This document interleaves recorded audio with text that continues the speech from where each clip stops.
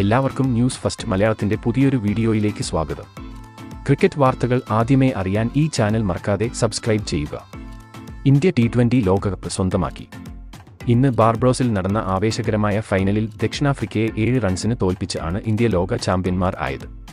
ഇന്ന് ഇന്ത്യ ഉയർത്തിയ 177 എന്ന വിജയലക്ഷ്യം പിന്തുടർന്ന് ദക്ഷിണാഫ്രിക്ക 169 റൺസ് ആണ് എടുത്തത്.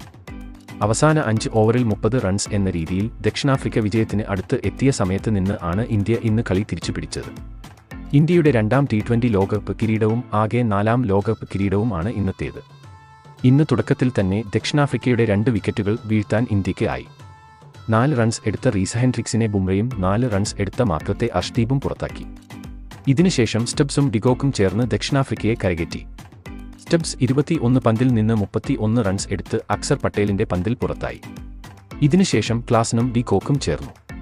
ഇവർ അനായാസമാണ് ഇന്ത്യൻ ബൗളർമാർക്ക് എതിരെ ബാറ്റ് ചെയ്തത്. 12 ഓവറിൽ ദക്ഷിണാഫ്രിക്ക 100 കടന്നു. അവസാന 8 ഓവറിൽ 76 റൺസ് ആയിരുന്നു ജയിക്കാൻ വേണ്ടത്. 13ാം ഓവറിൽ ഡികോക്കിനെ അർഷ്ദീപ് പുറത്താക്കി. 31 പന്തിൽ നിന്ന് 39 റൺസ് ആണ് ഡികോക്ക് എടുത്തത്. പക്ഷേ ദക്ഷിണാഫ്രിക്കയുടെ അറ്റാക്കിന്റെ വേഗത കൂടിയതേ ഉള്ളൂ. ക്ലാസൻ അവരെ മുന്നിൽ നിന്ന് നയിച്ചപ്പോൾ അക്സർ പട്ടേലിന്റെ 15ാം ഓവറിൽ 24 റൺസ് ആണ് ദക്ഷിണാഫ്രിക്ക അടിച്ചത്. ഇതോടെ കളി ദക്ഷിണാഫ്രിക്കയിലേക്ക് അടുത്തു. അവസാന 30 പന്തിൽ നിന്ന് 30 റൺസ് മാത്രമേ അവർക്ക് വേണ്ടിയിരുന്നുള്ളൂ. ഹാർദിക് എറിഞ്ഞ 17ാം ഓവറിലെ ആദ്യ പന്തിൽ ക്ലാസൻ പുറത്തായത് ഇന്ത്യക്ക് പ്രതീക്ഷ നൽകി. ക്ലാസൻ 27 പന്തിൽ നിന്ന് 52 റൺസ് ആണ് നേടിയത്. അവസാന 3 ഓവറിൽ 23 റൺസ് ആയിരുന്നു ദക്ഷിണാഫ്രിക്കയ്ക്ക് വേണ്ടത്. ബുംറയുടെ 18ാം ഓവർ ദക്ഷിണാഫ്രിക്കയെ വിറപ്പിച്ചു. ജാൻസന്റെ വിക്കറ്റ് ബുംറ എടുത്തു. 3 റൺസ് മാത്രമാണ് വിട്ടു നൽകിയത്. ദക്ഷിണാഫ്രിക്കയ്ക്ക് ജയിക്കാൻ 2 ഓവറിൽ 20 റൺസ്.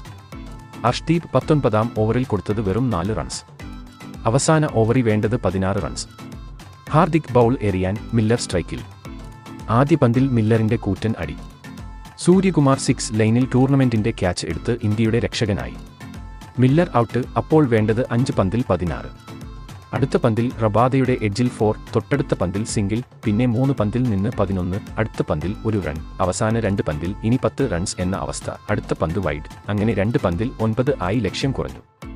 അടുത്ത പന്തിൽ റബാദ ഔട്ട്, 1 പന്തിൽ 9 റൺസ് എന്ന അവസ്ഥയിലേക്ക്. അങ്ങനെ ജയവും കിരീടവും ഇന്ത്യക്ക്. ഇന്ന് ആദ്യം ബാറ്റ് ചെയ്ത ഇന്ത്യ 20 ഓവറിൽ 176ന് 7 എന്ന പൊരുതാവുന്ന സ്കോർ എടുത്തിരുന്നു.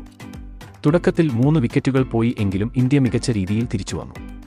തുടക്കത്തിൽ 9 റൺസ് എടുത്ത രോഹിത് ശർമ്മ, റണ് ഒന്നും എടുക്കാത്ത പന്ത്, 3 റൺസ് എടുത്ത സൂര്യകുമാർ എന്നിവരെ ഇന്ത്യക്ക് നഷ്ടമായി. എന്നാൽ അതിനുശേഷം വിരാട് കോഹ്ലിയും അക്സർ പട്ടേലും ചേർന്ന് ഇന്ത്യക്കായി 4ാം വിക്കറ്റിൽ നല്ല കൂട്ടുകെട്ട് പടുത്തു.